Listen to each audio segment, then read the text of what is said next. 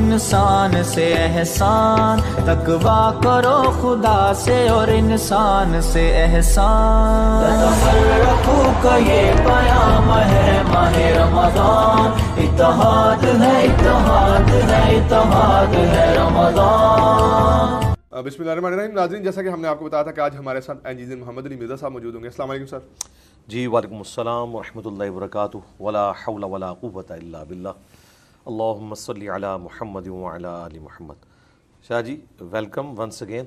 अल्लाह का नाम लेके शुरू करें। सर, सबसे पहला रमज़ान के फ़िकी मसाइल पे आज आपसे बात होगी कि इत्तेहाद रमज़ान के नाम से ये ट्रांसमिशन है। सर, सबसे पहला सवाल है कि रमज़ान मुबारक में अगर शयातीन जकड़ दिए जाते हैं, हदीस मुबारक में ये आया है, तो क्या शयातीन के जकड़ने के बाद इंसान गुनाह भी कर रहा होता है, तागूत का गलबा भी इंसान पे होता है और वो जो गुमराही की तरफ गालिब होता है, तो ये क्या मतलब है कि मतलब अगर शैतान जकड़ दिया गया तो फिर इंसान गुनाह क्यों कर रहा है? फिर होना तो यही चाहिए कि इंसान बिल्कुल गुनाह से पाक साफ बैठा रहे पूरा महीना। नहीं, ऐसा नहीं है। सही बुखारी और सही मुस्लिम में हदीस मौजूद है कि सरकश शयातीन जकड़ दिए जाते हैं। अच्छा, यानी सारे शयातीन तो नहीं है। अच्छा, वरना आपको जुमा पढ़ाने वाले ही नहीं कोई मिलेगा अगर सारे शयातीन जकड़ दिए गए। ज़ाहिर है वो तो इंसानों में भी हैं, जिन्नात के अंदर भी हैं। सरकश शयातीन जो बड़े बड़े हैं उनको जकड़ दिया जाता है। बाकी जो इंसानों में शयातीन हैं वो फिर रहे हैं।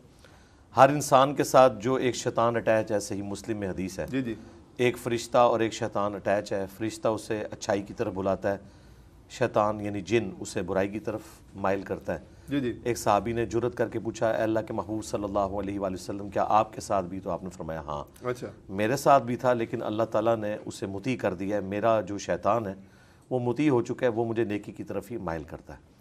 तो ये वाले जो शयातीन है ना, ये तो नहीं जकड़े जाते, बड़े वाले जकड़े जाते हैं और उनके जकड़ने का जो इफ़ेक्ट है वो आपको नज़र आ रहा है। एक नेकी का माहौल तो बन जाता है। जी जी, यानी वो लोग जो आम दिनों में मुश्किल से जुमे की नमाज़ पढ़ते हैं वो आपको क़यामुल लैल इतना लंबा करते हुए नज़र आते हैं। जी, नज़र फ़र्क तो नज़र आ रहा है। जी जी, बाकी 100% नहीं हो सकता। और आखिरी बात इसमें यह है कि जब 11 महीने तक मुसलसल एक गुनाहों का पैडल चल रहा है, उसके बाद एक महीने के लिए अगर पैडल चलना बंद भी हो जाए तो थोड़ी सी साइकिल तो आगे जाएगी ना। अच्छा सर, आपने जुमे का जिक्र कर दिया है, मतलब आपकी निस्बत को उलमा की जानिब है और माज़अल्लाह आप उलमा को जो है वो शैतान से कंसिडर कर रहे हैं कि मतलब शैतान तो नहीं जुमा पढ़ाता ना, उलमा पढ़ाते हैं, तो ये को ख्याल किया करें थोड़ा सा।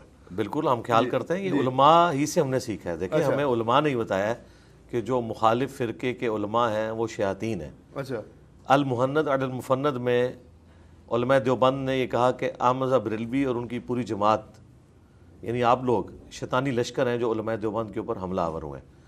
तो उलमा देवबंद ये समझते हैं कि बरेलवियों की मस्जिद में जो ख़तीब हज़रात हैं वो शयातीन हैं इंसानी शक्ल में जो कि मुसल्लत हुए हैं, क्योंकि उनके नज़दीक तो उनके अक़ीदे दुरुस्त नहीं है। अच्छा, और बरेलवी देवबंदियों को क्या समझते हैं? सूरान सूर, तो वीडियो में रिकॉर्ड किया हुआ उन्होंने। तो ये खुद कहते हैं हमारे नज़दीक जो भी उलमा सू हैं, हम किसी एक को पॉइंट आउट नहीं करते, उलमा सू बहरहाल मौजूद हैं और वो लाखों की तादाद में। क्योंकि बरेलवी कहते हैं देवबंदी उलमा सू हैं, देवबंदी कहते हैं बरेलवी उलमा सू हैं, अहले हदीस कहते हैं ये दोनों उलमा सू हैं, ये दोनों अहले हदीस को कहते हैं। तो अगर मैं सारों की बात को सही मान लूँ उलमा की, तो फिर तो शायद जुमा पढ़ना ही मेरे लिए मुश्किल हो जाए। तो ये खुद कह रहे हैं ना, मैंने तो नहीं ये बात की है, इन्होंने हमें बताई है। एक तरफ तो आप कहते हैं सबके पीछे जुमा पढ़ो, सबके पीछे नमाज। हमारे नज़दीक तो हो जाती है नमाज। अच्छा। हाँ, नमाज तो हो जाएगी, नमाज तो हमने अल्लाह की पढ़नी है। अच्छा, देखे, मरवान बिन हकम जब मस्जिद नबवी पर काबिज था तो अहलुल बैत ने उनके पीछे भी नमाजें पढ़ी हैं। मेरा मसला अलग है, मैंने तो आपकी बात की है। देखें, मैंने उसमें बोला है कि अगर इंसानों के शयातीन कैद कर दिए गए तो आपको जुमा पढ़ाने वाला कोई नहीं मिलेगा। आपको मैं तो सबके पीछे पढ़ लूँगा, मुझे क्या फ़र्क पड़ता है? ठीक हो गया।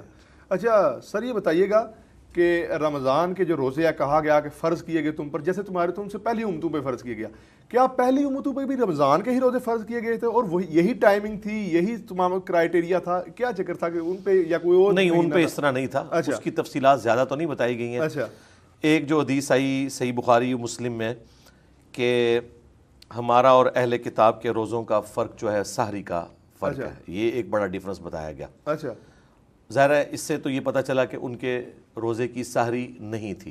अच्छा, तो वो क्या रात को खा के सोते? बार इतनी तफसीलात नहीं बताई गई अभी भी। वैसे आप क्रिश्चियंस के रोज़े देखें तो हमसे काफ़ी डिफरेंट है उनके। अच्छा, ऑलमोस्ट 24 घंटे का रोज़ा होता जी है। जी, तो असल इसमें मैसेज ये था कि जिस तरह अगली उम्मतों के ऊपर अल्लाह ताला ने कुछ शरी احکامات نازل کیے تھے نماز کی شکل میں، انفاق فی سبیل اللہ کی شکل میں، اور اس طریقے سے جو 10 کمانڈمنٹس آئی ہیں قرآن میں وہی تورات کے اندر موجود ہیں، جس میں بڑے بڑے گناہوں سے بچنے کا کہا گیا، شرک سے بچنے کا، ماں باپ کی نافرمانی سے بچنے کا، چوری سے، بدکاری سے۔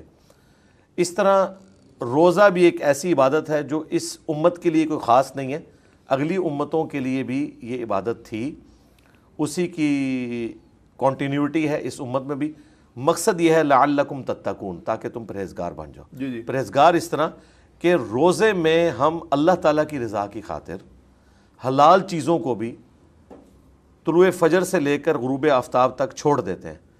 بقیہ کے دنوں کے لیے یہ پریکٹس ہے کہ ہم نے حرام چیزیں بدرجہ اولا چھوڑ دینی ہے۔ جب ہم اپنے رب کے لیے حلال چیزوں کو چھوڑ دیتے ہیں تو پھر ہمیں حرام چیزوں کو بھی چھوڑ دینا چاہیے، یہ اس کی پریکٹس ہے، یہ اس کے پیچھے مقصد۔ تو نمازوں کے بارے میں کیا ہے؟ پہلی عمر پہ اسی طرح 5 اوقات میں نمازیں فرض تھی یا کوئی 5 کا تو نہیں ہے، اچھا کوئی اس طرح کی تفصیل نہیں۔ جو اسرائیلی روایتیں ہیں ان میں 2 نمازوں کا، اس طرح مختلف انبیاء کے لیے مختلف نمازوں کا ذکر ملتا ہے۔ اچھا، بخاری مسلم میں جو نبی علیہ السلام کو شب معراج 50 نمازوں کا تحفہ ملا، وہ پوری تفصیلات آئی ہیں۔ راستے میں حضرت موسیٰ علیہ السلام سے جب ملاقات ہوئی 6ٹھے آسمان کے اوپر، تو انہوں نے یہی عرض کی تھی کہ اللہ کے نبی میرا تجربہ ہے کہ یہ لوگ یہ 5 بھی نہیں پڑھ سکیں گے۔ تو اس سے تو یہی لگتا ہے کہ یا 5 نمازیں تھیں بنی اسرائیل کے لیے یا اس سے بھی کم تھیں، جو وہ کہہ رہے ہیں کہ یہ بھی نہیں پڑھ سکیں گے۔ عین ممکن ہے کہ ان کے ہاں 3 یا 2 ہوں اور وہ بھی نہ لوگ پڑھتے ہوں۔ اچھا، اس کی طرف حضرت موسیٰ علیہ السلام کا اشارہ تھا۔ بہرحال وہ پھر 5 کے اوپر آ کے بریک لگی۔ اس کے بعد اللہ کے نبی علیہ السلام نے فرمایا کہ اب مجھے حیا آتی ہے، تو اللہ تعالیٰ نے فرمایا کہ ہم بھی اپنا قول نہیں بدلیں گے، نمازیں 5 یہ پڑھیں گے لیکن ثواب 50 کا ملے گا۔ یہ حدیث بخاری میں بھی ہے اور مسلم کے اندر موجود ہے۔ اچھا، ایک اور حدیث ہے صحیح مسلم میں کہ عبداللہ ابن مسعود کہتے ہیں کہ شب معراج اللہ کے محبوب علیہ السلام کو اللہ تعالیٰ نے 3 تحفے دیے۔ ایک تحفہ دیا 5 نمازوں کا، دوسرا سورۃ البقرہ کی آخری 2 آیات، آمن الرسول بما انزل الیہ من ربہ والمؤمنون، اور تیسرا تحفہ یہ دیا کہ آپ کا جو امتی شرک نہیں کرے گا نا، at the end of the day اس کی بخشش کی امید ہے، اس کو ہم بخش دیں گے، بھلے وہ بغیر حساب و کتاب کے بخشیں یا پھر وہ اپنے گناہوں کا سارا وبال چکھ کے بخشا جائے۔ الٹیمیٹلی اگر اس کے نام اعمال میں شرک نہ ہوا نا تو اس کی بخشش کی بشارت ہے۔ یہ 3 تحفے نبی علیہ السلام کو ملے تھے۔ ٹھیک ہے۔ اچھا سر، ایک بندہ صبح روزہ رکھ لیا، سحری کھا لی اس نے، اور اب اسے پتہ چلا کہ میں نے سفر پہ جانا ہے، سفر بھی طویل ہے، اوپر سے گرمی بھی ہوگی، تو وہ کیا روزہ اپنا کھول سکتا ہے؟ توڑ سکتا ہے۔ اچھا، اسے آپ کھولنا کہہ لیں، جی، عموماً تو ہماری لینگویج میں اسے توڑنا کہتے ہیں، ویسے کھولنا ہی زیادہ بہتر ورڈ ہے، افطار کرنا۔ جی جی، افطار، بریک فاسٹ انگریزی میں کہتے ہیں، روزے کو توڑنا، ہم اس کے لیے افطار کی ٹرم عربی زبان میں استعمال کرتے ہیں۔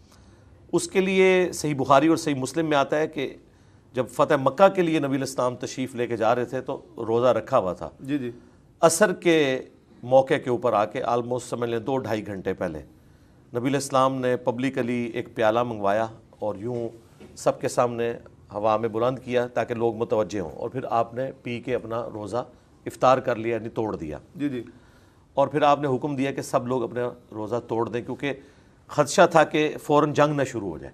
اگر جنگ شروع ہو جائے اور آپ بھوکے پیاسے ہیں تو آپ کیا لڑیں گے؟ جی جی، کچھ اصحاب نے پھر بھی روزہ نہیں توڑا، انہوں نے کہا تھوڑا سا ایک ٹائم رہ گیا، تو نبی علیہ السلام نے فرمایا وہ لوگ میرے نافرمان ہیں جنہوں نے اپنا روزہ نہیں توڑا۔ یہ حدیث اس بات کا ثبوت ہے کہ اگر سفر میں کسی نے روزہ رکھ لیا وہ روزہ توڑ بھی سکتا ہے، اور پھر اس روزے کے بدلے اس نے بقیہ کے دنوں میں 1 روزے کی ہی قضا دینی ہے۔ ٹھیک ہے، ہاں، یہ نہیں ہے کہ اسے کوئی گناہ والا معاملہ ہوگا، ظاہر مجبوراً اس نے توڑا ہے۔ ایون جان بوجھ کے بھی توڑ لے، جو سزا بخاری اور مسلم کے اندر ایک غلام آزاد کرنا یا 60 روزے رکھنا یا 60 مساکین کو کھانا کھلانا، وہ جو پینلٹی ہے کفارہ پلس اس کا قضا والا معاملہ، اسپیسیفکلی یہ اس شخص کے لیے ہے جو میاں بیوی آپس میں کوئی ازدواجی تعلق قائم کر کے روزے کو توڑ بیٹھے۔ اچھا، ہاں، اس پہ امام بخاری نے باقاعدہ باب باندھا ہے کہ جو اس طرح کا ایک تعلق قائم کر کے روزے کو توڑیں گے نا، ان کے لیے کفارہ ہے۔ حنفی حضرات اسے ایکسٹراپولیٹ کرتے ہیں، وہ کسی بھی طریقے سے روزہ توڑنے کے اوپر اتنا سخت کفارہ بتاتے ہیں، حالانکہ یہ عقلاً ایک محال لگتا ہے. اس طریقے پہ روزہ توڑنا اور چیز ہے اور کھا پی کے روزہ توڑنا اور چیز ہے. کوئی جان بوجھ کے بھی کھا پی کے روزہ توڑ لے تو یہ گناہ کا کام تو ضرور ہے, لیکن اس کے بدلے 60 روزوں والا معاملہ نہیں ہے. اس کے حوالے سے ہمارے پاس کوئی مرفوعاً تو حدیث موجود نہیں ہے. البتہ المصنف ابن ابی شیبہ میں, سنن کبریٰ البیہقی کے اندر حضرت ابو ہریرہ کا فتویٰ موجود ہے. وہ کہتے ہیں کہ یہاں پہ تو بلکہ حضرت ابو ہریرہ کا بھی نہیں, حضرت ابو ہریرہ کا فتویٰ تو دوسرے کیس میں ہے کہ اگر قضا اتنی ڈیلے ہوگی کہ اگلا رمضان بھی آ گیا تو وہ کہتے ہیں فدیہ بھی دے اور ہر روزے کے بدلے ایک روزے کی قضا کرے جس کے روزے چھوٹ گئے, جس طرح عورتوں کے چھوٹ جاتے ہیں. یہاں پہ ہمیں سعید ابن مسیب کا مصنف ابن ابی شیبہ میں اور سعید ابن جبیر کا ملتا ہے جی جی کہ وہ یہ کہتے ہیں کہ وہ پھر توبہ کرے گا, جو حیثیت ہے اس کے مطابق تھوڑا بہت صدقہ خیرات کر لے اور ایک روزہ رکھ لے, ٹھیک ہے, اس کا وہ قضا والا معاملہ بھی اور کفارہ بھی ادا ہو جائے گا. ٹھیک ہے. اچھا سر, ایک بندہ مشقت کرتا ہے, غریب آدمی ہے, گھر والوں کے لیے کما کے لاتا ہے, گھر والے سارے روزہ رکھ رہے ہیں, تو کیا وہ روزہ چھوڑ دے گا؟ گرمی میں عرب ممالک میں اکثر لوگ کام کر رہے ہوتے ہیں, تو وہ کہتے ہیں کہ اتنی حدت کی گرمی ہوتی ہے, خصوصاً جو مستری حضرات ہیں, مزدور حضرات ہیں, وہ تو بڑی بڑی اونچی عمارتیں ہیں وہاں پہ کام کر رہے ہیں, دھوپ لگ رہی ہوتی ہے, تو کیا وہ روزہ کا فدیہ دے سکتے ہیں؟ اور اگر وہ اتنی گنجائش میں بھی کوئی نہ ہو کہ فدیہ نہ دے سکے تو پھر وہ کیا کرے گا؟ دیکھیں, جو لوگ مزدوری کر رہے ہیں اگر وہ لوگ کمیٹی ڈال کے پیسے تھوڑے بہت جوڑتے ہیں جی تو انہیں چاہیے پھر رمضان کے مہینے میں مزدوری نہ کریں اور جو ان کی جمع پونجی ہے اسے استعمال کر لیں. جی. دوسرا حل یہ ہو سکتا ہے کہ جو صاحب ثروت لوگ ہیں جی وہ انہیں ہیلپ آؤٹ کریں, ایک مہینے کا راشن ڈلوا دیں تاکہ وہ لوگ روزہ رکھ لیں. ٹھیک ہے. تیسری چیز یہ ہو سکتی ہے کہ اگر کوئی فلاحی حکومت ہے تو وہ ان کو سپورٹ کرے. جو یہ بات ہے نا کہ روزہ چھوڑ دیا جائے, یہ بہت بڑا ایک حکم ہے. یہ کس طرح ہم اس کے اوپر ایک شرعی حکم کے طور پر کسی کو کہہ دیں کہ ٹھیک ہے وہ روزہ چھوڑ دیں. اچھا. علماء عرب میں سے اوسائمین جو ہے انہوں نے فتویٰ دیا ہے کہ مزدور جو ہے وہ روزہ رکھے اور دن کے وقت اگر اس کا روزہ نبھ جائے تو ٹھیک ہے, ادروائز اگر اس سے کوئی کمزوری ہو وہ توڑ دے اور بعد میں اسے اس کی کوئی قضا بھی دینے کی ضرورت نہیں ہے اور کوئی فدیہ بھی دینے کی ضرورت نہیں ہے. یہ انہوں نے فتویٰ دیا ہے. ظاہر ہے یہ اجتہادی معاملہ ہے. جی جی. اکثر اوقات ہمارے ذہن میں اس طرح کی باتیں آتی ہیں کہ اتنے کرٹیکل مسائل ہیں, ان مسائل کے اوپر قرآن و سنت میں ہمیں واضح کوئی نص نہیں ملتی. جی جی.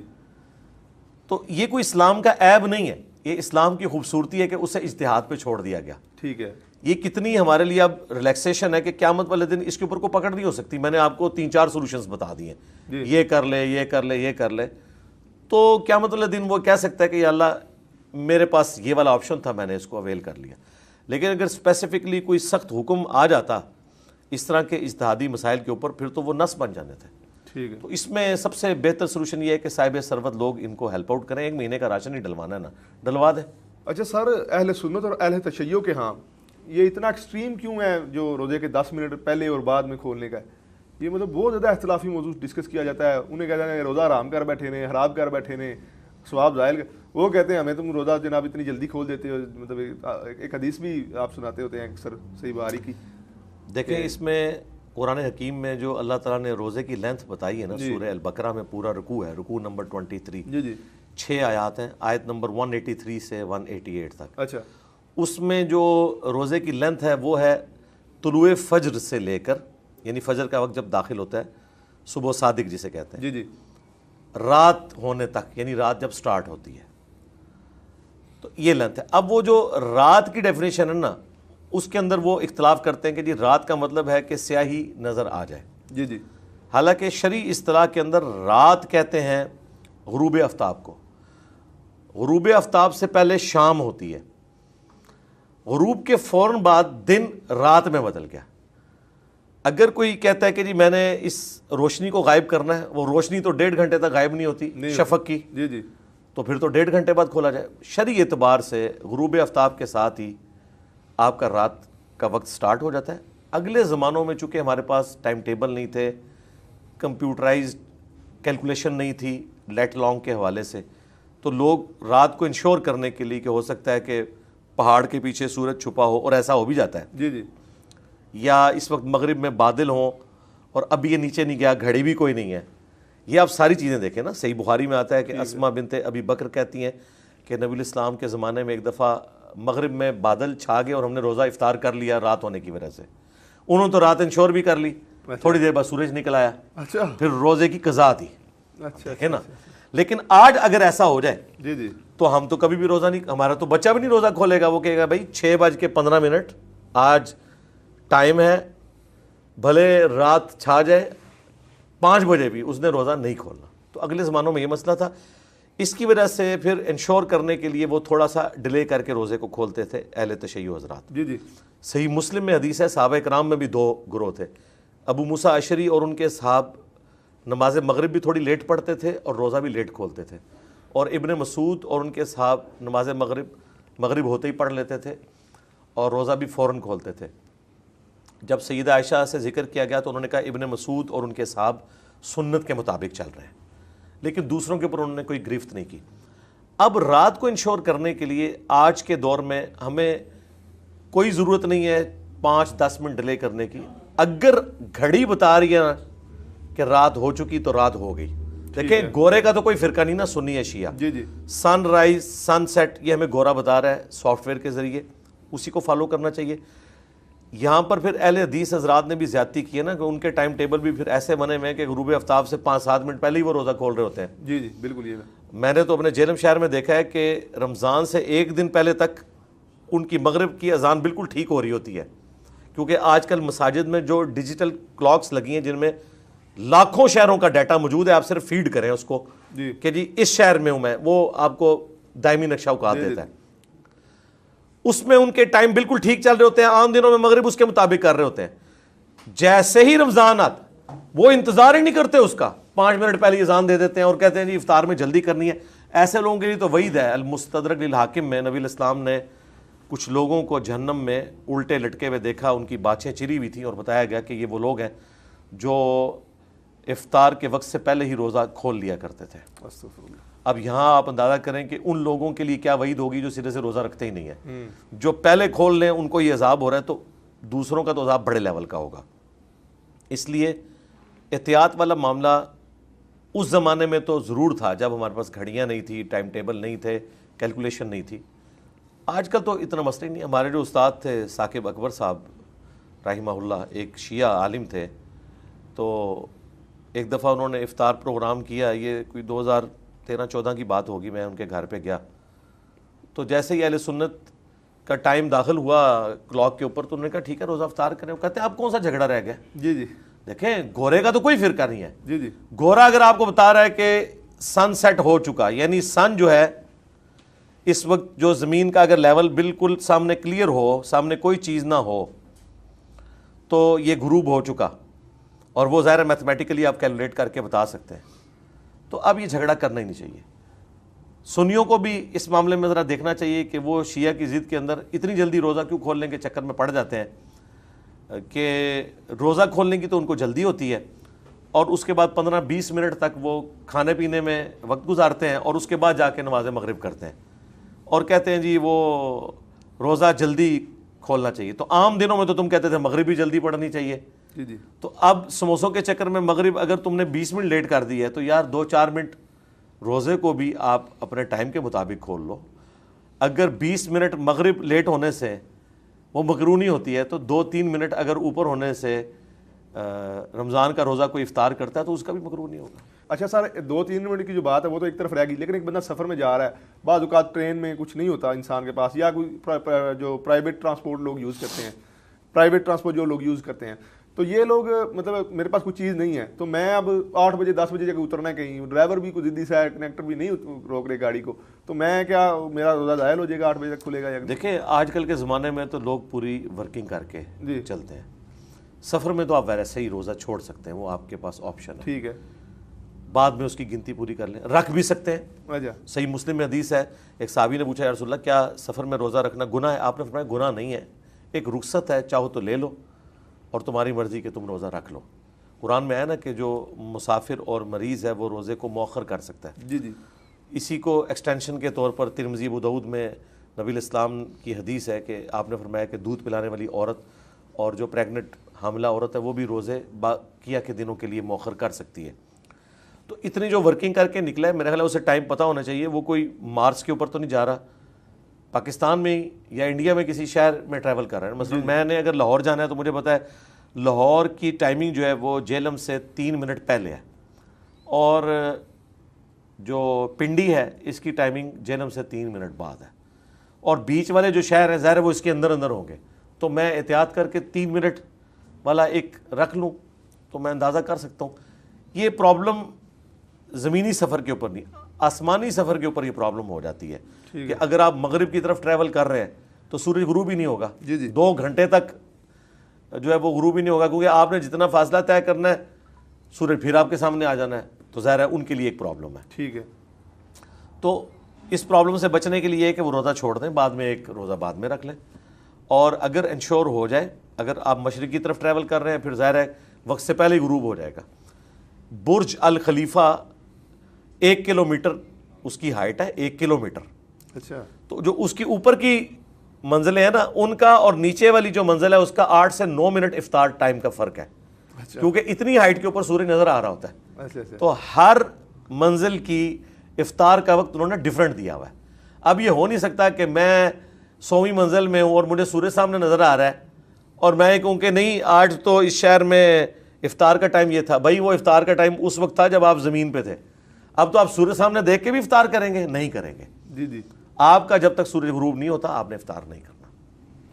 ٹھیک ہو گیا سر. اچھا اس کے علاوہ سحری کے بارے میں ایک حدیث آتی ہے کہ جب تم پیالہ تمہارے ہاتھ میں ہو تو اپنا پیالہ مکمل کرو، اپنا رزق لے لو.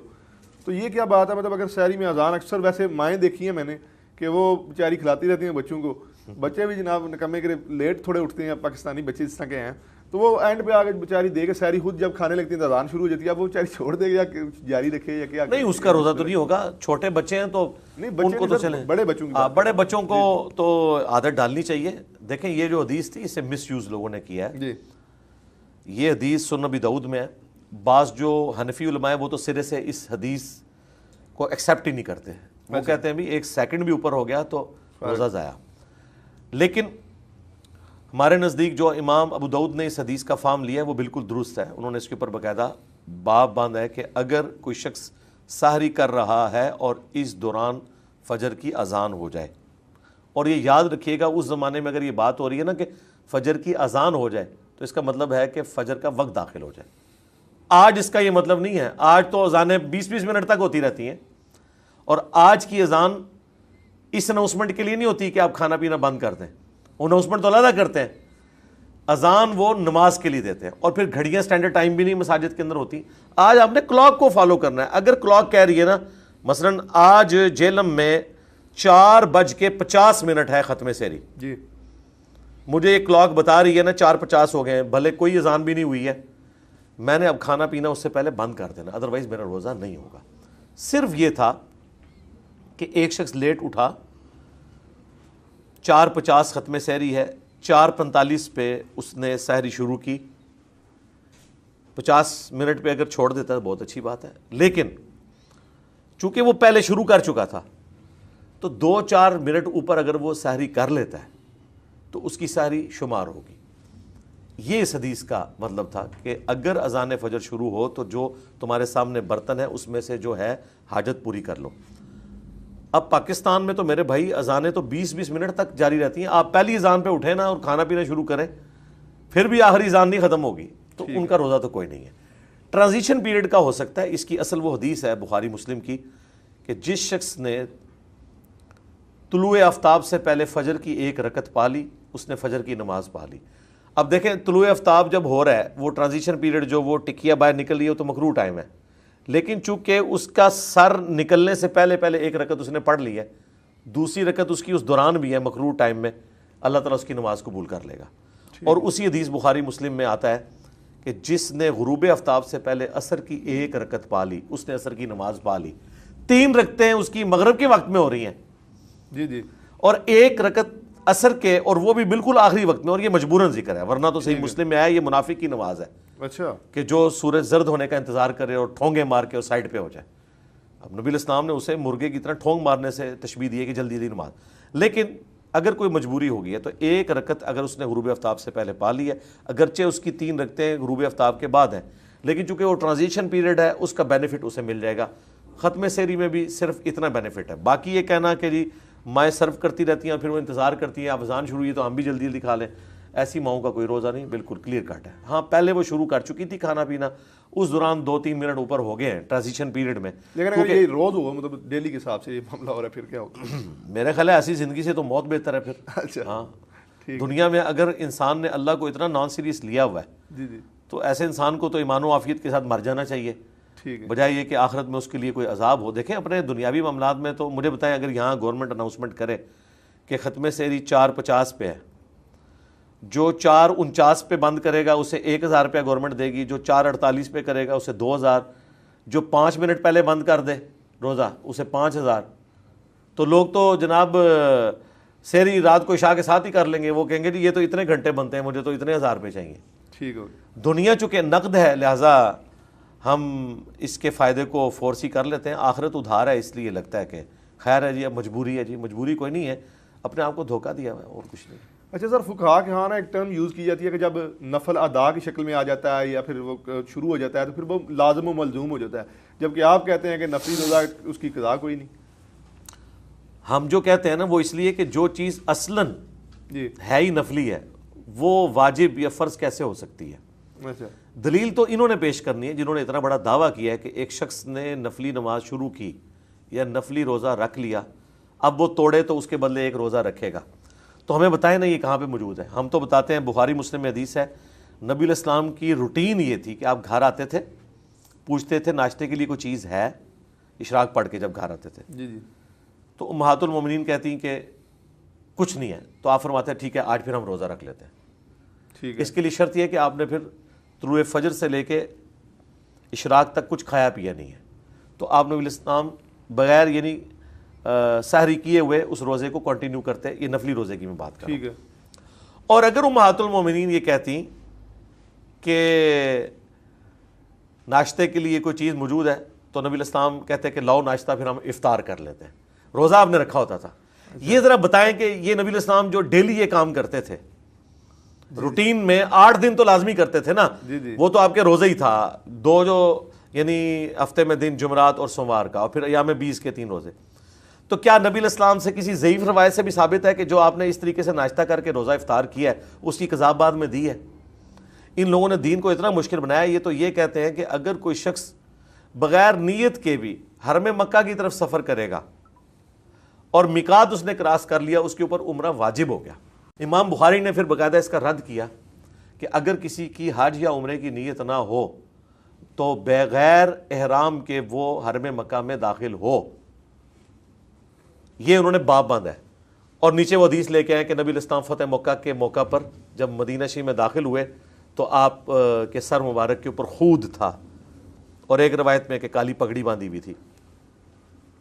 تو ظاہر احرام کی حالت میں تو سر پہ کوئی نہیں باندھ سکتے. تو امام بخاری نے حنفیوں کا رد کیا کہ تم کہتے ہو کہ عمرہ واجب ہوتا ہے, تو نبی علیہ السلام تو چونکہ عمرے اور حج کی نیت سے نہیں آئے تھے لہٰذا آپ نے کوئی احرام نہیں باندھا.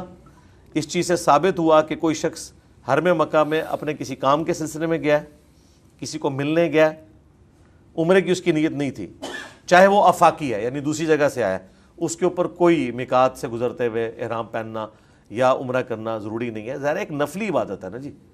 فرض عبادت کے بارے میں تو چلے کوئی سمجھ آتا ہے, نفلی عبادت کیسے کسی کے اوپر واجب ہو سکتی ہے؟ ایک صورت میں اگر اس نے منت مانی ہوئی ہے. جی جی. تو منت تو خود ایک واجبیت کے درجے میں, وہ تو قرآن میں آیا کہ جو تمہاری منتیں ہیں ان کو تم نے پورا کرنا ہے. اس کو بھی اگر کوئی توڑنا چاہتا ہے تو توڑ سکتا ہے, وہ تو صحیح مسلم میں حدیث ہے منت توڑنے کا کفارہ وہی ہے جو قسم توڑنے کا کفارہ سورۃ المائدہ کی آیت نمبر 89 کے اندر ہے کہ ایک غلام آزاد کرے جو آج کل آبسلیٹ ہو چکا ہے, 10 مسکینوں کو کھانا کھلائے یا انہیں کپڑا لے کے دے, اور اگر یہ نہیں کر سکتا تو 3 مسلسل روزے رکھ لے. منت توڑنے کا کفارہ بھی یہی ہے, قسم توڑنے کا کفارہ بھی یہی ہے. اچھا, نظر کے حوالے سے بات آ گئی تو میں پوچھنا چاہوں گا کہ کچھ لوگ کہتے ہیں جی نظر کے روزے ہم نے مانے ہوئے تھے, اب رمضان آ رہا ہے اسی میں شمار ہو جائیں گے, تو ایسا ہو سکتا ہے؟ دنیا میں ایسے ہوتا ہے کہ کوئی شخص یہ کہے کہ یہ جو آپ جنوری کی تنخواہ دے رہے ہیں چلے فروری میں دینے کی ضرورت نہیں, یہ بھی اس میں میں دونوں کی نیت کر لیتا ہوں. وہ کہتے ہیں لا تھا. اس طرح نہیں ہوتا.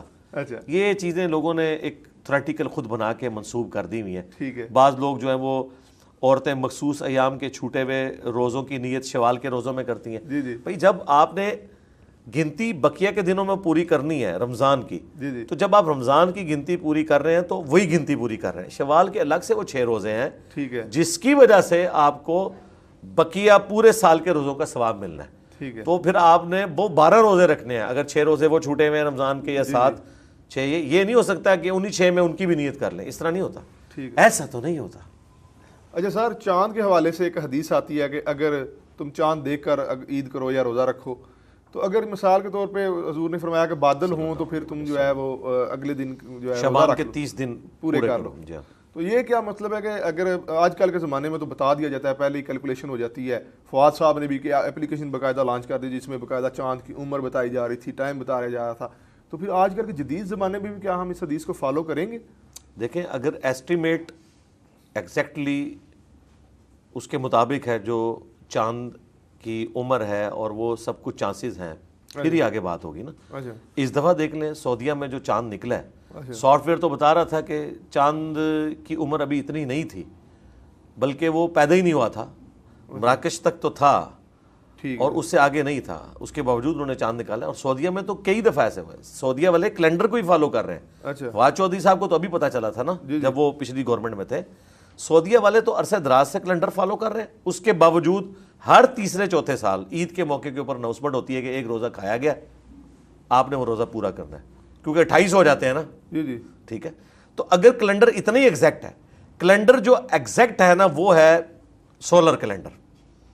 یہ جو کہ لیونر کیلنڈر ہے اس میں چانسز ہوتے ہیں. جب تک چاند آلموسٹ 15-16 گھنٹے کا نہیں ہوگا وہ نظر نہیں آئے گا نیکڈ آئی سے. اور رؤیت شرط ہے، بخاری مسلم میں حدیث ہے کہ رؤیت کرنی ہے آپ نے، اور اگر رؤیت نہیں ہوئی تو شعبان کے 30 دن پورے کرنے ہیں. اب اس رؤیت کے لیے کوئی ایڈنگ ڈیوائس یوز کرتا ہے دوربین کے ذریعے، بالکل ٹھیک ہے کرے، لیکن رؤیت کو انشور کرے.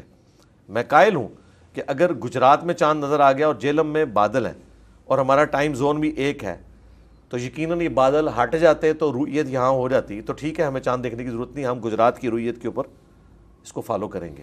لیکن رؤیت تو ہونی چاہیے نا.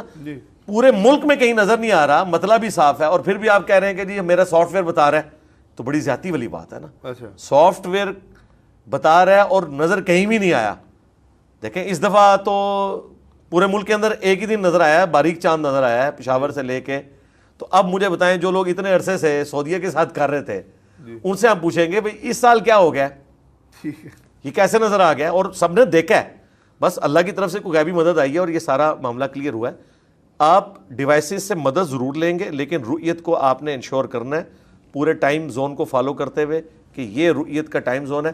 رؤیت کے بغیر یہ نہیں ہوگا. اور اس میں یہ جو اکثر لوگوں کو ایک شوق چڑھ جاتا ہے کہ جی پوری دنیا میں مسلمانوں کی عید اکٹھی ہونی چاہیے. بھئی یہ تو اللہ نہیں چاہتا. کیا پوری دنیا میں مسلمانوں کی اذانیں ایک وقت میں ہو رہی ہیں؟ نہیں، بالکل نہیں. اچھا، نماز کا ٹائم ایک ہے، نہیں، لیلۃ القدر ایک نہیں ہے، ہو ہی نہیں سکتا. جی. صحیح مسلم میں حدیث ہے، حضرت معاویہ رضی اللہ تعالیٰ عنہ کے دور ملوکیت کے اندر ایک شخص شام سے آیا. شام انہوں نے اپنا دارالحکومت بنایا ہوا تھا. مدینہ شریف آیا تو ابن عباس رضی اللہ تعالیٰ عنہ نے اس سے پوچھا کہ تم لوگوں نے رمضان کب سٹارٹ کیا؟ تو انہوں نے کہا کہ ہمیں تو نظر آیا تھا رمضان کا چاند ہفتے اور جمعے اور جمعرات کی درمیانی رات، یعنی جمعے کی رات کو. تو ابن عباس نے کہا واللہ سچ کہہ رہے ہو؟ ان کا ہاں جی. تو حضرت ابن عباس نے کہا ہم نے تو ہفتے کی رات کو چاند دیکھا، یعنی ایک دن بعد. تو انہوں نے کہا پھر حضرت معاویہ کے روزوں کا کیا بنے گا؟ انہوں نے کہا وہ اپنے علاقے کی رؤیت کو فالو کریں گے، ہم اپنے علاقے کی رؤیت کو فالو کریں گے، کیونکہ نبی علیہ السلام نے ہمیں حکم دیا تھا کہ ہم نے اپنی رؤیت کو فالو کرنا ہے. اچھا، یہ حدیث بالکل واضح ہے صحیح مسلم کی. اس کے اوپر باب امام نووی نے چونکہ بعد میں باندھے ہیں، انہوں نے لکھا ہے کہ ہر علاقے کی اپنی رؤیت کا اعتبار ہے. یہ حدیث ترمذی میں ہے. امام ترمذی نے خود اوپر کامنٹس کیے ہیں کہ ہر علاقے کی اپنی رؤیت کا اعتبار ہے. یہ حدیث امام ابن عبد البر نے لی ہے الاستذکار کتاب کے اندر. انہوں نے باقاعدہ باب باندھا ہے کہ اندلس اسپین کی رؤیت خراسان کو کفایت نہیں کرے گی، کیونکہ اسپین سے لے کے یہاں افغانستان تک یہ ساری مسلم امپائر تھی. وہ بنو امیہ کے پاس تھی، باقی ساری بنو عباس کے پاس. تو باقاعدہ انہوں نے اس حدیث کے تحت رزلٹ نکالا کہ پوری مسلم امپائر میں ایک دن نہ تو روزہ رکھا جا سکتا ہے، نہ عید کی جا سکتی ہے. اور یہ میں اس زمانے کی بات کر رہا ہوں 5वीं सदी हिजरी की, जी, और इमाम तिरमिज़ी तो 30वीं सदी हिजरी में, इमाम मुस्लिम 30वीं सदी हिजरी में इन मसलों को कंक्लूड करके गए हुए हैं। अब ये पकड़ के बाद लोग कहते हैं हम सऊदीया के साथ करेंगे, बाद लोग कहते हैं हम पाकिस्तान के साथ करेंगे। यूरोप में ज़्यादा मसला होता है क्योंकि वहाँ पे अबर आलूद ही रहता है। तो ऐसे इलाके जहाँ पे अबर आलूद है उनको चाहिए अपने करीबी इलाका उसको फॉलो करें। वैसे यूरोप के लोग ज़्यादातर मराकश को फॉलो करते हैं, वो उस टाइम जोन में आता है। तो करीबी, जिसे मैंने कहा था गुजरात वाले जेलम को फॉलो कर सकते हैं कि अगर यहाँ नजर आता है तो इसको फॉलो करें। ये ना करें कि हमने सऊदीया के साथ करनी है, हमने पाकिस्तान के साथ करनी है, जज्बाती एफिलिएशन की बुनियाद पे ना चले। और बाकी ज़्यादा एक दिन का फ़र्क आता है, उससे कोई मुसलमानों की जमीयत नहीं टूटती। जमीयत उस वक्त टूटती है जब एक शहर में होते हुए आधे लोग ईद जो है वो कर रहे होते हैं सऊदीया के साथ और आधे पाकिस्तान के साथ, ठीक है, और वो फिर एक बड़ा अजीब सा मैसेज आता है। इसका कोई इलाज नहीं है क्योंकि यूके में बरेलवियों ने ये जिद की हुई है कि सऊदीया के साथ हमने नहीं करना, ठीक है, और वहाबियों ने यानी देवबंद और अहले हदीस ने जिद की हुई है कि हमने सऊदीया के साथ करना है, पाकिस्तान के साथ नहीं करना। इसके पीछे कोई इल्मी ग्राउंड्स नहीं है। अगर कोई शख्स ये कहता है कि दुनिया में कहीं भी चांद नजर आ जाए तो मुसलमान पूरी दुनिया के शुरू कर दें, आजकल तो टेक्नोलॉजी है, तो भाई दुनिया में सबसे पहले चांद नजर आता है मराकश में, उसके बाद शाम में, सऊदीया का तो तीसरा नंबर होता है। फिर हमें ये कहना नहीं चाहिए कि कहीं भी नजर आ जाए, हमें कहना चाहिए मराकश में नजर आ जाए क्योंकि वो अफ्रीका में बिल्कुल एक्सट्रीम के ऊपर है। शाम में तो मैंने मुस्लिम शरीफ से साबित किया कि हज़रत माविया के दौरे मलूकियत के अंदर शाम में एक दिन पहले चांद नजर आया। तो हम ये क्यों कहते हैं सऊदीया के चांद को फॉलो करें, हमें कहना चाहिए शाम के चांद को फॉलो करें। लेकिन ऐसा नहीं है, हर इलाके की अपनी रुयत का एतबार है।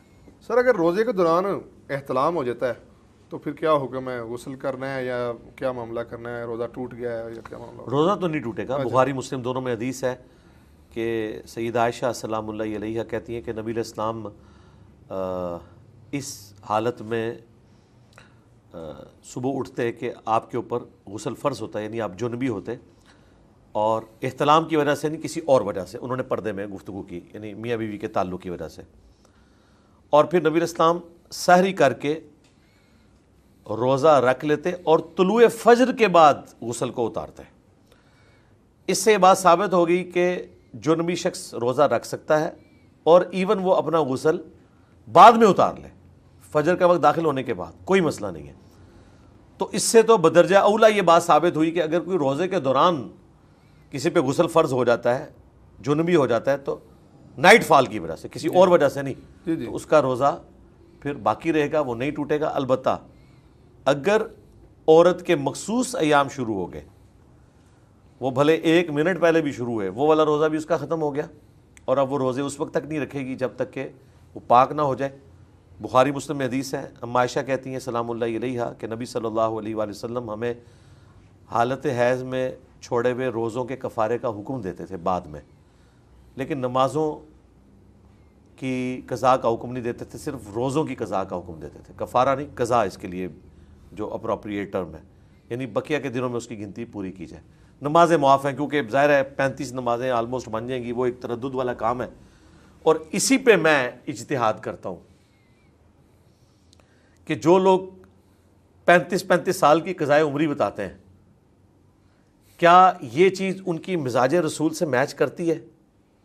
यानी नबी इस्लाम तो ये बता रहे हैं कि औरत की जो 7 दिन की नमाज़ें रह जाएंगी उसकी भी क़ज़ा कोई नहीं है, क्योंकि एक मुश्किल काम है 35 नमाज़ें। 7 रोज़ों की तो क़ज़ा है, वो आसान है। 35 नमाज़ों की नबी इस्लाम कह रहे हैं नहीं, माफ़ है। अब एक बंदे ने 60 साल की उम्र में तौबा की है, आपके फ़िक़्ह हनफ़ी के देवबंद और बरेलवी उलमा उसको बताते हैं कि जी 15 साल की उम्र में तुम बालिग़ हुए थे, तो 15 से लेकर 60 साल तक ये जो तुम्हारी जितनी नमाज़ें बन रही हैं 45 साल की, ये सारी क़ज़ा करोगे। नबी इस्लाम तो 35 नमाज़ें नहीं औरत को क़ज़ा करने दे रहे, ये 45 साल की करवा रहे हैं। तो ये कहते थे दलील पेश करें, ले जी हमने दलील दे दी है, लो सामो। अच्छा सर, अगर कोई कुंवारा लड़का गैर फितरी कोई अमल करता है और अरूज मनी हो जाती है, तो क्या उस पे रोज़े की क़ज़ा होगी, कफ़ारा होगा? रोज़ा टूट तो ज़ाहिर बता जाएगा जी। देखें, रोज़ा तो टूट जाएगा, लेकिन इसके बदले वो एक रोज़ा रखेगा और अपने गुनाह की माफ़ी मांगेगा। अच्छा, इस पे वो वाला कफ़ारा नहीं होगा जो मियाँ बीवी के ताल्लुक़ से, वो 60 रोज़ों वाला। अच्छा, उसके ऊपर ये वाला कफ़ारा नहीं लगा सकते। ये मसला इज्तिहादी है, ठीक है। ज़ाहिर है इसे शरीयत ने उस तरीके से बयान नहीं किया, ठीक है। तो ये बात समझ भी आती है। کہ اس ایکسٹریم طریقے سے کوئی روزہ توڑے وہ معاملہ الگ ہے، اور یہ غیر فطری عمل کے ذریعے ماسٹربیشن کے ذریعے کرے یہ معاملہ الگ ہے، بل روزہ اس کا ٹوٹ جائے گا۔ اچھا سر، اگر کوئی بیہودہ ویڈیوز دیکھتا ہے یا فحش گوئی کرتا ہے لیکن وہ اپنی عبور نہیں کرتا شہوت، وہ احراجے نہیں ہوتے، اس کا احراج نہیں ہوتا اس کا، تو کیا وہ اس کا روزہ ٹوٹ گیا ہے؟ نہیں، روزہ تو نہیں ٹوٹے گا اس کا، لیکن روزے کی روحانیت تو مر گیا، ٹھیک ہے، وہ تو مر گیا، کیونکہ وہ تو بخاری میں حدیث ہے جسے روزہ جھوٹ بولنے سے، فحش کاموں سے نہیں روکتا، جی جی، تو اللہ تعالیٰ کو ایسے شخص کے بھوکا اور پیاسا رہنے کی کوئی حاجت نہیں۔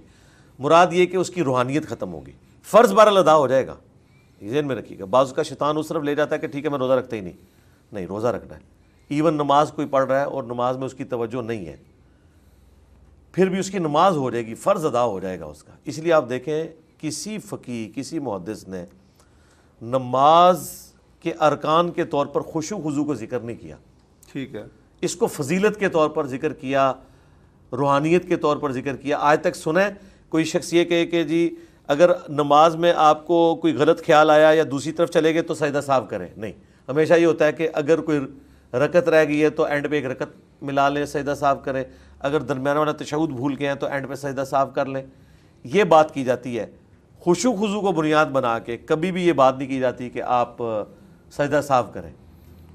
اچھا سر، اعتکاف کے بارے میں قاری خلیل الرحمان صاحب اور حنیف صاحب کے درمیان بحث جاری تھی، میں آپ کا موقف بھی لینا چاہتا ہوں۔ اعتکاف اور روزہ کیا دونوں ضروری ہیں، یا پھر اگر کوئی بندہ مثال کے طور پہ اتنا شدید بیمار ہے وہ روزہ نہیں رکھ سکتا، فدیہ دے رہا ہے، لیکن وہ کہتا ہے جی چلے میں اعتکاف رکھ لیتا ہوں، تھوڑا آسان ہے، ظاہر بات مسجد میں جا کے بیٹھنا ہے، ٹھہر نہیں ہے، ہاں تو بیٹھے، کیا مسئلہ ہے؟ روزہ اس کے لیے ضروری؟ نہیں، فقہ حنفی والوں نے تو خود سے مسائل بنائے ہوئے ہیں نا، وہ کوئی دلیل لے کے آئے نا کہ یہ دلیل ہے۔ جب اللہ تعالیٰ نے کسی بیمار شخص کو اجازت دے دی ہے کہ وہ مؤخر کر سکتا ہے، تو اعتکاف تو روزے کے بغیر بھی اگر کوئی کرتا ہے، اعتکاف تو ہے اللہ تعالیٰ کی بارگاہ میں جا کے دھرنا دینا۔ لیکن یہ سنت اعتکاف ہی کہلائے گا پھر بھی؟ سنت اعتکاف تو اسی صورت میں ہوگا نا جب روزے کی حالت میں ہوگا، جی، لیکن یہ جو فرق کرتے ہیں نا سنت اعتکاف نفلی اعتکاف، ہم تو اس تفریق کو ہی نہیں مانتے۔ اچھا جی، نبی علیہ السلام نے تو 30 دن کا بھی اعتکاف کیا ہے، اچھا 20 دن کا بھی کیا ہے، اور عموماً آپ نے 10 دن کا کیا۔ بھئی اعتکاف تو 1 دن کا بھی ہو وہ سنت ہی ہوگا، کیونکہ ایک نیکی کا عمل ہے نا۔ انہوں نے مسائل پرانے بزرگوں نے لکھ دیے، وہ آگے چل رہے ہیں۔ بھئی بخاری مسلم میں حدیث ہے، نبی علیہ السلام کو حالت اعتکاف میں آپ کی بیوی صفیہ ملنے آتی ہیں رات کے اندھیرے میں، اور ظاہر ہے کہ رات کے وقت عورت آپ کو پتہ ہے اندھیرے سے بھی ڈرتی ہے۔ نبی علیہ السلام پھر مسجد نبوی سے نکل کے انہیں گھر چھوڑ کے آتے ہیں۔ آپ کا اعتکاف تو نہیں ٹوٹا، یہ تو آپ کو بتاتے ہیں کہ آپ گھر چلے گئے تو آپ کا اعتکاف ٹوٹ جائے گا۔ ہم کہتے ہیں آپ گھر کھانے کے لیے جا سکتے ہیں، ٹوائلٹ کے لیے جا سکتے ہیں، بلا ضرورت گھر نہ جائیں۔ لیکن فقہ حنفی میں تو یہ والی جو ضرورت ہے کہ کوئی شخص اپنی بیوی کو گھر چھوڑنے جائے، بلکہ یہ تو اس چیز کے بھی قائل نہیں ہوں گے کہ کسی کو بیوی ملنے آ جائے مسجد میں، یہ تو کہتے ہیں عورتیں گھر میں اعتکاف کریں گی۔ حالانکہ بخاری مسلم میں آتا ہے کہ امہات المومنین بھی مسجد نبوی میں اعتکاف کرتی تھی۔ اچھا جی، عورت کے لیے بھی افضل تو ہے کہ مسجد میں اعتکاف کرے، لیکن اگر سیکیورٹی نہیں ہے، جس طرح آج کل ایک کیٹاسٹرافک کنڈیشن ہے، ٹھیک ہے اس میں پھر گھر بھی کر سکتی ہے۔ اچھا سر، اگر کوئی عورت گھر میں اعتکاف بیٹھی ہوئی ہے اور کیونکہ رات کو عورتیں حلال کر دی گئی ہیں کہ جو صیام اللیل ہیں، تو کیا عورت کے ساتھ ازواجی تعلق مرد کر سکتا ہے قائم؟ وہ قرآن کے اندر بھی ہے، وہ مسجد میں تو نہیں ہے؟ نہیں، وہ مسجد کا تو ذکر اس لیے ہوا نا کہ اعتکاف عموماً مسجد میں ہوتا ہے، اور اس وقت مرد نے تو گھر میں اعتکاف نہیں بیٹھنا، مسجد میں بیٹھنا ہے، تو عورتیں بھی ساتھ بیٹھتی تھی نا، امہات المومنین کے خیمے لگتے تھے۔ تو کہا گیا جب تم مسجد میں ہو تو تم نے عورتوں کے ساتھ ایسا تعلق قائم نہیں کرنا ہے، چونکہ تم اعتکاف کی حالت میں ہو اور مسجد میں تم نے اعتکاف کیا ہوا ہے۔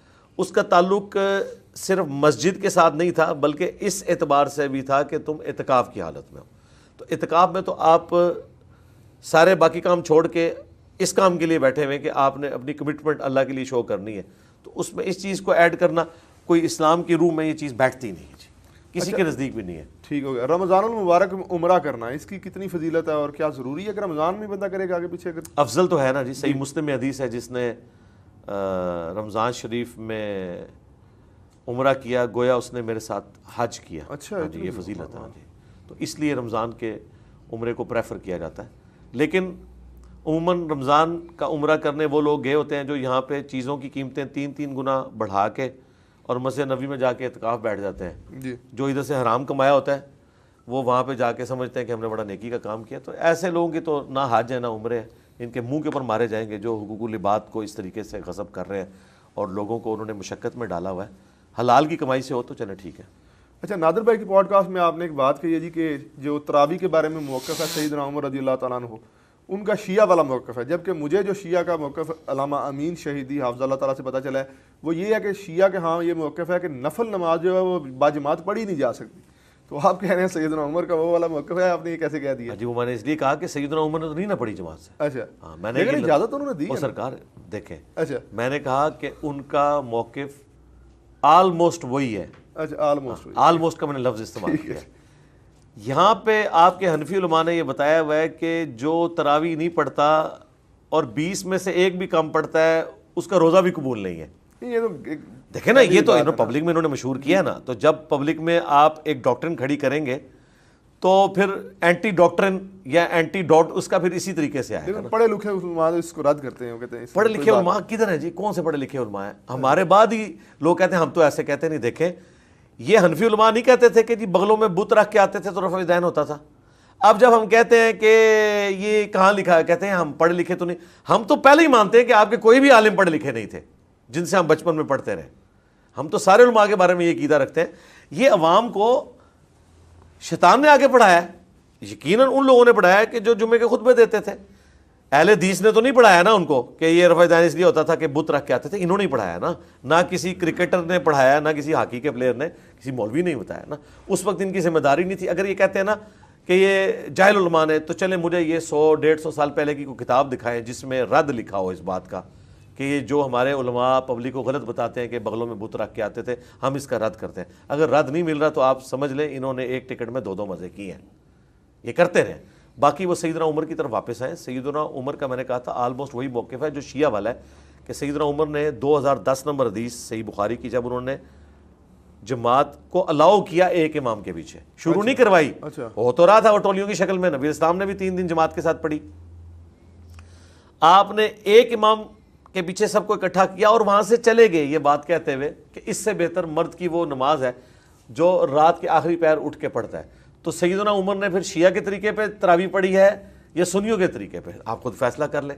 تو لہٰذا میرا یہ جو جملہ ہے نا کہ آلموسٹ وہی موقف ہے جو شیعہ والا ہے کہ رات کے آخری پہر میں اٹھ کے اکیلے مرد کا گھر میں نماز پڑھنا یہ افضل ہے۔ وہ تراویح اور تہجد میں فرق نہیں کرتے؟ کوئی فرق ہے ہی نہیں ہے، کہاں ہے فرق یہ لکھا ہوا؟ لیکن ہمارے لوگ تو تراویح بھی پڑھ رہے ہوتے ہیں، ساتھ میں تہجد بھی پڑھ رہے ہوتے ہیں۔ نہیں، تہجد تو قیام اللیل، تراویح، تہجد یہ ایک ہی نماز کے نام ہے۔ اچھا، نبی الاسلام تو پورا سال پڑھتے تھے، امت کے لیے ایک سنت کے طور پر اسے تھوڑی تاکیداً ایک بات کی گئی کہ تراویح کی شکل میں اس کو رکھا گیا۔ نبی الاسلام سے یا تو کوئی ثابت کرے کہ آپ نے رمضان کے اندر تہجد کے نوافل علیحدہ پڑھے ہوں اور تراویح قیام اللیل علیحدہ کیا ہو۔ آپ تو یہی کرتے تھے، بخاری مسلم کے الفاظ ہیں کہ رمضان ہو یا غیر رمضان نبی الاسلام 11 رکعت سے زیادہ نہیں پڑھتے تھے، یا بس اوقات 13 رکعت سے ہی بخاری میں رپورٹ ہوئے ہیں، جو آج کل سعودی عرب میں، سعودی عرب تو پٹھا گول ہو گیا جے۔ دیکھیں نا پچھلے 100 سال سے ٹین باندھا ہوا تھا انہوں نے کہ جی سعودیہ میں 20 تراویح ہوتی ہیں، ختم کر دی انہوں نے۔ اچھا جی الحمدللہ، اللہ کا شکر ہے، اچھا اچھا اس سال بھی نہیں ہوئی۔ اچھا جائے مسجد نبوی شریف میں بھی 13 رکعتیں ہوئی ہیں اچھا اور حرم مکہ میں بھی 13 رکعتیں، ختم کروا دی انہوں نے، ٹھیک ہے 10 اور 3، اور یہ سنت سے ثابت ہے، صحیح بخاری میں موجود ہے، 13 تک ثابت ہے، 11 عمومی عمل ہے، 13 بھی ثابت ہے، 20 انہوں نے ختم کر دی ہیں۔ اور میں تو سعودی حکومت کا مشکور ہوں کہ انہوں نے ایک اور ایسا عمل جس کی وجہ سے یہاں کے حنفی علماء کو ایک بہانہ ملا ہوا تھا بخاری مسلم کے خلاف جانے کا، وہ انہوں نے عمل ختم کر دیا۔ جب یہ ہم حدیث پیش کرتے ہیں تو یہ کہتے ہیں کہ وہ اماں عائشہ نے تہجد کا ذکر کیا۔ بھئی اماں عائشہ زیادہ کوئی ذہین عورت تھیں، وہ بندہ آگے پوچھ رہا ہے کہ اماں جان نبی علیہ السلام کی رات کی نماز رمضان میں کتنی ہوتی تھی؟ مجھے بتائیں آج بھی کوئی چھوٹا بچہ آ کے کسی بیوقوف آدمی کو بھی پوچھے نا کہ رمضان میں جو یہ فرض کے علاوہ نماز پڑھی جاتی ہے کتنی ہوتی ہے، تو یقیناً اسے پتا ہوگا یہ تراویح کا ہی پوچھ رہا ہے۔ تو اماں عائشہ تو اتنی ذہین عورت تھی، انہوں نے جواب دیا کہ بیٹا رمضان ہو یا غیر رمضان نبی اسلام 11 رکعت سے زیادہ نہیں پڑھتے تھے، کیونکہ نبی اسلام تو پورا سال تہجد پڑھتے تھے نا، آپ تہجد کی نماز فرض تھی، امت کے لیے وہ سنت رکھی گئی ہے رمضان میں تاکیداً، اور ویسے پورا سال بھی پڑھ سکتے ہیں۔ تو تہجد، وتر، قیام اللیل، تراویح، یہ چاروں ٹرمز اسی کے لیے استعمال۔ الموطا امام مالک میں جو قیام اللیل کا باب باندھا گیا، سب سے پہلے جو باقاعدہ حدیث کی کتاب ہے الموطا امام مالک ہے نا، اس میں جو باب باندھا گیا رمضان کے رات کا قیام، اس میں وہ سیدنا عمر سے لے کے آئیں کہ سیدنا عمر نے تمیم داری اور ابی ابن کعب کی ڈیوٹی لگائی. اتنا حصہ بخاری میں بھی موجود ہے. الموطا امام مالک میں ایک سٹیپ آگے ہے کہ انہوں نے حکم دیا کہ وہ لوگوں کو 11 رکعتیں پڑھائیں.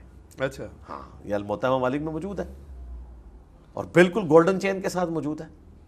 وہ صحابی کا پوتا ہے جو اپنے دادے سے روایت کر رہا ہے، سند متصل ہے. ٹھیک ہے. صاحب بن یزید رضی اللہ تعالیٰ عنہ، ٹھیک ہے. ان کا پوتا کہہ رہا ہے تو سند والا مسئلہ ہی نہیں، اور اس پوتے سے سنا امام مالک نے، سند پوری ہے. اب یہ اتنی یعنی آپ سمجھ لیں واضح حدیث تھی کہ مفتی احمد یار خان نعیمی صاحب جال حق والے آپ کے گجرات شہر کے، جی جی، ان کو یہ ماننا پڑا. انہوں نے کہا نہیں وہ پہلے غلطی سے 11 شروع کروا دی تھی، بعض میں 20 کی ہیں انہوں نے. وہ بھی انکار نہیں کر سکے اس حدیث کا، یہ ذہن میں رکھیے گا. انہوں نے رٹ لگائی 20 کی، 20 والی روایت بھی ہے الموطا امام مالک میں، یزید بن رومان والی، لیکن انہوں نے تو حضرت عمر کا زمانہ ہی نہیں پایا. وہ منقطع روایت ہے، جو متصل سند کے ساتھ ہے وہ 11 رکعت والی ہے. ٹھیک ہو گیا سر. تراویح میں باقاعدہ طور پہ ختم قرآن کرنا یا قرآن کا پورا پڑھنا یہ بدعت کے زمرے میں نہیں آ جاتا؟ نہیں، افضل عمل ہے. اچھا بخاری میں آتا ہے کہ حضرت جبرائیل ہر سال دورہ قرآن نبی الاسلام کے ساتھ کرتے تھے. اچھا. اور جس سال آپ کی ڈیتھ ہوئی انہوں نے 2 دفعہ دورہ قرآن کیا. تو رمضان میں 1 مہینے میں پورے قرآن کو کور کرنا یہ نبی الاسلام کی سنت ہے. نہیں تراویح نہیں تھا، نبی الاسلام سے انہوں نے سنا. یہ تفصیل نہیں آئی کہ وہ تراویح میں سنا یا سامنے بیٹھ کے سنا. اچھا. بہرحال اصلاً یہ بات ثابت ہو گئی کہ رمضان میں پورا قرآن کور ہونا چاہیے. ٹھیک ہے. تو ٹھیک ہے، اگر آپ قیام اللیل میں نہیں کرنا چاہتے آپ دن کے وقت میں پڑھ لیں، وہ آپ کی مرضی ہے، جو آپ کو آسانی ہے. ضروری نہیں ہے یہ جو چیز ہے نا کہ جی ضروری ہے پورا قرآن مکمل کریں، یہ نظریہ غلط ہے. ہاں بہتر ہے کہ پورا قرآن کریں. زندگی میں ایک موقع ملا ہے، عام دنوں میں تو آپ نے صورتیں ہی پڑھنی ہوتی ہیں، ایک موقع ملا ہے اسے یوٹیلائز کریں. سر جی غزہ کے مسلمانوں کو تو آپ نے بلا دیا اور پوری امت مسلمان میں تو ویسے ہی منافقانہ خاموشی، تو آپ کیوں خاموش ہو گئے؟ رمضان میں تو کم از کم آپ کا ایک کلپ آنا چاہیے تھا غزہ کے بارے میں. اور آپ نے کہا تھا کہ پاکستانی جناب خدمت یہ جو تنظیمیں ہیں انہیں نہ دینا، یہ خود کھا جائیں گے. جبکہ الجزیرہ کی پرسوں میں نے رپورٹ خود پڑھی ہے کہ الخدمت فاؤنڈیشن رافع بارڈر پہ دنیا کا سب سے بڑا جو فاؤنڈیشن وہاں پہ ایڈز کا بنا ہوا ہے، جہاں پہ راشن دیا جا رہا ہے، جہاں پہ فری ایڈز دی جا رہی ہیں جو کہ فرسٹ ایڈ، اور باقاعدہ طور پہ علاج معالجے کے لیے انہوں نے باقاعدہ ٹینٹ سٹی قائم کیا ہوا ہے جہاں پہ چھوٹا موٹا اسپتال بھی موجود ہے. تو آپ اب ترغیب دیں کہ الخدمت فاؤنڈیشن کے بارے میں. میں نے تو پہلے دن سے الخدمت فاؤنڈیشن کی بات کی ہے. میں ہمیشہ عیدی والوں کی الخدمت فاؤنڈیشن کی بات کرتا ہوں. جی میں نے الخدمت کی بات نہیں کی تھی، میں نے کہا تھا یہ ہر دوسرا بندہ اٹھ کے ایک چیک بک لے کے تو اس نے اپنے ہرکارے لانچ کر دی ہیں، دیکھ بھال کے یہ کریں. اچھا ٹھیک ہے. پلس اس وقت تو یہ تھا کہ وہ بارڈر نہیں کھولنے دے رہے تھے، ایون مصر کی امداد کو بھی نہیں جانے دے رہے تھے. تو میں نے کہا تھا کہ زیادہ تر لوگ تو وہاں پہنچ ہی نہیں سکیں گے، اور آلریڈی مصر نے اتنی امداد بھیجی ہے کہ ہم نہ بھی بھیجیں وہ کفایت کر جائے گی. مصر میں لوگ انفاق سبیل اللہ کرنے والے ہیں، عربی ہیں. میں نے یہ نہیں کہا تھا کہ الخدمت فاؤنڈیشن کو نہ دیں. الخدمت کے لیے تو ہم عام دنوں میں بھی لوگوں کو اپیل کرتے ہیں کہ جماعت اسلامی کی یہ فاؤنڈیشن جو ہے انٹرنیشنل لیول کے اوپر میں سمجھتا ہوں مسلمانوں کی چند بڑی NGOs میں سے ہے. تو میں خود دیتا ہوں، میں تو کئی سال لگاتار قربانی اپنی الخدمت کو دی ہے. گھر میں وہ قربانی کا جانور بھی نہیں میں نے داخل کیا، انہی کو دیا اور انہی کو کہا کہ آپ گوشت تقسیم کریں. جب یہ زلزلہ زدگان کا مسئلہ ہوتا تھا، سیلاب زدگان کا مسئلہ، جنوبی پنجاب کے غریبوں کا مسئلہ، یہ بات. لیکن آپ کے چینل پہ بالکل خاموشی ہے، غزہ پہ کوئی دوبارہ آواز نہیں اٹھائے گی. غزہ کے اوپر کئی ایک ویڈیوز آئی ہیں اور مسلسل آئی ہیں. جب ساؤتھ افریقہ نے یہ مقدمہ کیا اس کے اوپر بھی میری ویڈیو آئی ہے. اچھا باقی چلے اب آج کے چینل آپ کے چینل کی وساطت سے پھر یہ گفتگو ہو گئی ہے. ٹھیک، بالکل ہمیں جہاں تک ہو سکتا ہے ان کی مدد کرنی چاہیے. بہت شکریہ سر. ناظرین یہ تھا آج کا اتحاد رمضان. ملتے ہیں اگلی ٹرانسمیشن میں. اللہ حافظ. ایمان کا یہ مہینہ ہے، ماہ سیام ہے، تقویٰ کرو خدا سے اور انسان سے احسان، تقویٰ کرو خدا سے اور انسان سے احسان. تفرقو کا یہ پیام ہے ماہ رمضان، اتحاد ہے اتحاد ہے اتحاد ہے رمضان.